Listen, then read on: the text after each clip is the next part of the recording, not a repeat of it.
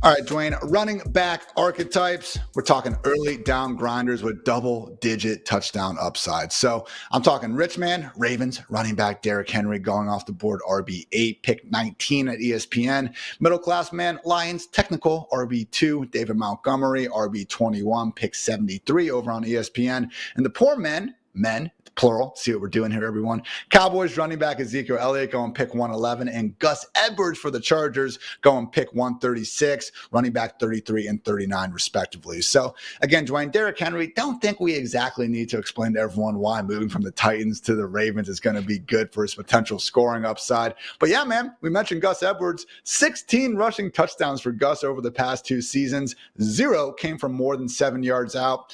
If we had to bet on one player in the NFL scoring 15 touchdowns this year, your life is on the line, Derrick Henry is going to be up there as a top choice, man. Yeah, he's up there. CMC would get, the first spot. But after that, I think, yes, at a skill position, I think Derrick Henry's right there. So, yeah, I don't really have anything to add. Derrick Henry playing in a much better offense behind a better offensive line where defenses have to worry about Lamar Jackson. And quite often, they want Lamar Jackson to hand the football off because they don't want to deal with Lamar Jackson running for 80 yards. So it's just a really unique situation that defenses are going to have to deal with, and they're going to have to pick their poison. And I feel bad. I feel bad for these defensive coordinators because can you imagine? No, guys, we actually want to invite them to hand the ball off to Derrick Henry and give him a big running start. I do not want to be the middle linebacker on the other team. Ooh. Yeah, good freaking luck. And then when Lamar keeps it, you got to try to run that dude down. Long day indeed. Going to be some sleepless nights for defensive coordinators, I'm sure. With Montgomery, someone that we've already kind of talked about a bit over the last few weeks because of the Jahmyr Gibbs injury going on. But again, as we noted yesterday, good news with Gibbs firmly expecting to be back for week 1. But just a reminder, guys, that Montgomery and Jamal Williams before him really have a lot of opportunities to score inside of arguably the most fantasy-friendly running back for, that position in the entire NFL. And just pick 73, truly a prime 0 RB candidate because he's someone that, might be a touchdown-dependent RB2 when Gibbs is healthy. But without Gibbs, just like Gibbs without Montgomery, we're looking at a legit top 5 ceiling for the man week in and week out. So gotta love David Montgomery, again, still being priced outside the top 20 running backs in fantasy. Dwayne, though, you want to give a little bit of love to Raheem Mostert, who, yes, is old, but you know what? My man hasn't, suffered any really major injuries over these past 2 years. And yes, we love Devin Achane, but Raheem Mostert, man, certainly seems like he's being priced a bit closer to his floor than the ceiling that we saw last year. And that's the key. You're getting him priced closer to his floor. Obviously, we love Devon Achane. We talk about it all the time, right? We've talked about Achane until we're blue in the face, but that doesn't mean that we don't like Mostert for where you can get him. I tell my neighbors too. It doesn't mean that we can't like Mostert too because of where he goes in the drafts. And whenever you look at Mostert, Ian, it's kind of funny. Like Ben Gretsch had a really good tweet on, Twitter. Sorry, on X. I still call it Twitter, guys. But he talked about, guys, look, we're looking at a guy like Derrick Henry that we just talked about, who's an aging running back. And the reason we love him is because we think he has this huge touchdown upside. Well, it's like, okay, look at Raheem Mostert. He scored 21 touchdowns last year, and you get him 6 rounds later than Derrick Henry. Now, he has an ascending talent behind him and Achane that's going to really try to take away some of that work. So I get it.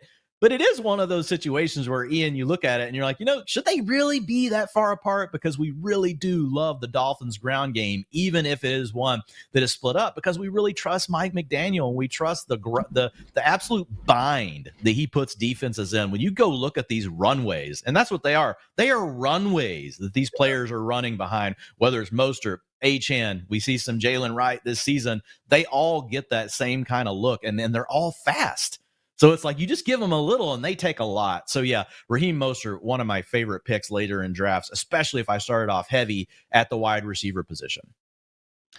8 full healthy games together last year. Devon Achane ended up racking up 117 combined carries and targets. Mostert, 116. So really is a 1A, 1B situation. However you want to flip it, expecting both guys to, again, be putting up plenty of points. I mean, Dwayne, since 2010, there's only been 2 running back duos to both put up top 12 numbers in the same season in terms of PPR points per game. We had Alvin Kamara and Mark Ingram on one of those Saints squads. And last year, we had Raheem Mostert and Devin Achane. So gotta love that later value. And then for the poor man, again, mentioned Ezekiel Elliott and Gus Edwards. But you even have a third, Dwayne, someone that maybe we're sleeping on a little bit it in that kind of muddled RB3 range. Talk a little about Brian Robinson and what you expect from him in this new look Washington Commanders backfield that also does include longtime fantasy stud Austin Eckler.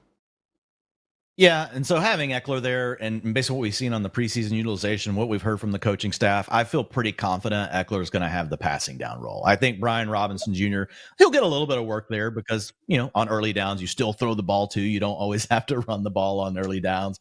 But I think obvious passing situations, we're going to see Eckler. But Robinson, when you look at him, Ian, he's just been a pretty good running back. The guy comes out of Alabama. He was a later round pick because he was an older player.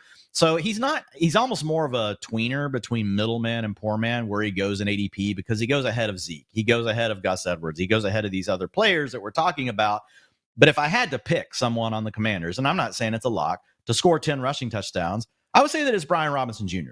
He just stylistically fits that sort of play. He's that no-nonsense between the tackles runner. He's shown that he can do it. So, yeah, I think Brian Robinson in an offense that we like more that's also going to get the advantage that we talked about with Derrick Henry of teams having to decide. Do we want to invite them to hand the ball off to Brian Robinson Jr., or do we want to try to take away the big rushing play from Jaden Daniels? So I think we also get an efficiency boost. That probably means 1 or 2 long touchdowns that we get to add on top of whatever he's getting from inside the 5-yard line. So I think he does have a shot to get to 10 rushing touchdowns.